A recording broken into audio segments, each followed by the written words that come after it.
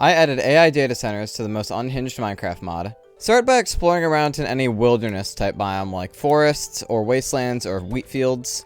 And you'll find this new structure, the AI data center. It has this little front room here, and then the data rooms. And now it might look a little bit weird, a little bit messed up. That's because it contains these blocks, which are the AI data centers. And then you can see these other black blocks next to them. Not these though, these are just cables. But yeah, the AI data center slowly spreads. It devours most blocks around it. You can see it's already eating the building that it's in. And also you may notice the sky is turning orange in here. That's because AI data centers also destroy the biome they're in. Also, whenever the AI data center destroys a block, it has a chance to convert that block into an AI-generated item or an AI-generated block. Now, AI-generated blocks can be placed, and they're just like regular blocks. And then the items just look like this. But we can craft something with these AI-generated stuffs. I just need another block if I want to do that.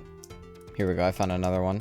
Yeah, these get pretty abundant because when the AI data center spreads, it destroys blocks, and then the blocks it destroys get converted into these items. You can see the water is already turning black over here thanks to the data center. It's also worth noting that AI data centers actually destroy water around them too, even faster than they destroy blocks. With 2 AI-generated blocks and 1 AI-generated item, we get the AI-generated sword. And this is probably one of the most weird, maybe useless, maybe useful items in the game, or at least weapons. That's because this item does random damage, meaning every time you hit an enemy with it, it will do a random amount of damage, and it can also heal the enemy you hit, so be careful using this thing. But yeah, you can see if I hit the Homunculus, I do a little bit of damage, hit him again, and I do even less. Again, but that time I did a lot. So yeah, the AI-generated sword is very unreliable, but it can do a lot of damage. Could be good, because you can get this right when you start the game, technically. Oh my goodness. So maybe if you're really early game and you happen to find an AI data center, you might find it a little useful. Actually, while we got the Homunculus here, he has some new loot. Now we're going to need the Homunculus corpse for this next item. Now you're going to want to take your Homunculus corpse and turn it into Homunculus skin. And then take one of the skins and smelt it. You don't have to use an electric furnace, but I am because they're fun. And after a little while, you'll get glue. Now glue is a really useful item, especially for long-term worlds. Because say I have a damaged tool on me, notice how this diamond pickaxe doesn't have a lot of durability left. And now normally if I wanted to fix this, I'd have to get mending or something. But with glue, I actually don't need to. Because if I just right click with my tool in the offhand and glue in my main hand, I fix my tool a little bit. And I can do this a few times, fix my tool a bunch. It may not look like a lot, but you get a lot of glue from one homunculus, so, you know, it kind of evens out. It's also worth noting that Forsaken Foreskin also has its own glue variant, Monster Glue, which does the same thing but has more durability. But Monster Glue is also used for a few crafting recipes. You need it for dynamic armor plating, and you also need it for the Davy Crockett and the Alien Beacon, which the Alien Beacon is required for progression. I finally brought back the heart block. Now, if you don't know, the most unhinged Minecraft mod started out as just a combination of a bunch of my older Minecraft mods I've made for videos. Like the mystery meat, the meat blocks, even the pea, those were all from the meat update. The sewage biome was from the time I had to create a custom biome. The tears were from my first time making a Minecraft mod. And after a while, I pretty much added everything from my older mods back to the game. Even the chemical creator, which I waited a long time to bring this guy back. I've been meaning to add it back for almost a year, but I just haven't. But I finally did. Now all I need to add is the extractor. But yeah, let's talk about how we use the heart block. Now to craft it, you're going to need 3 complex electronics, 4 meat blocks, an immaculate conch, and a heart. And you're also going to need the pacemaker, suggested by this person. And that's made with a machine block, some iron, complex electronics, and gold. And if you want the heart block to work, just put the pacemaker next to it, and you can see the heart block will start creating meat. There it is, we got some blood. And now you can see it's slowly spawning the blood, and eventually the blood is going to harden into meat. So the heart block is a meat creator. Let's check back on this in a little bit and let's see how it progresses. For now though, there's another new tech block. The battery box, which honestly looks really similar to the pacemaker, but don't worry about it. Battery box is crafted like so. You need some copper, tin, machine block, electronic, other stuff. And now this thing just stores a ton of electricity. You can see if I give it a solar panel, and let me get a energy detector as well. You can see it stores a ton of energy. It stores 1 million energy actually. I added a new mount to my mod. To get it, you're going to want 9 Ocean Breeze. And now I don't have a way to get this yet, so... But yeah, with 9 Ocean Breeze, you get the Typhoon. And this is probably one of the most complex mounts I've ever made. I'm really proud of it. We had to spawn in the Typhoon, and you got a little Typhoon. And you can ride it by hitting right click. And it has some really interesting controls compared to the other flying mount, the Homunculus. Now, if you remember the Homunculus, this is a simple flying mount that can only let you move horizontally.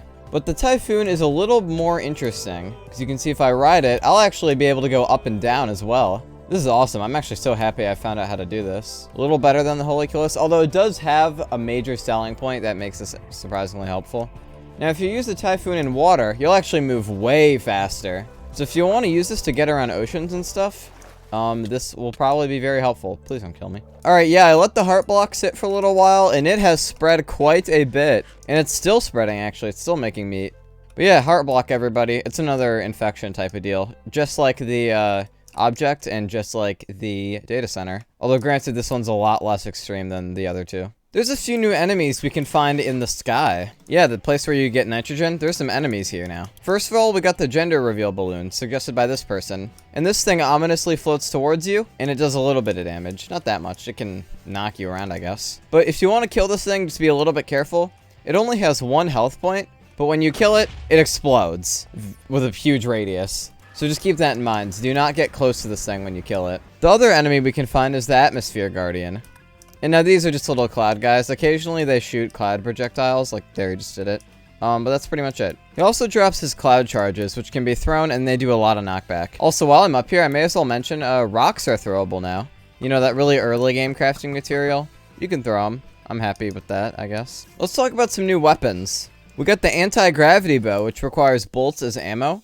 And when shot, the bolt goes up instead of down like a normal arrow. It's just kind of a weird thing that I kind of had fun making, I guess. Maybe for, like, puzzles, this could be kind of fun. It's up to you guys to use it however you want. There's also Vade Retro, which is crafted with a block of titanium, all 3 of the covalency gems, some pea, salt, and lapis dust. And now this item straight up despawns enemies with less than 20 health. Like this pig, gone. This pig, gone.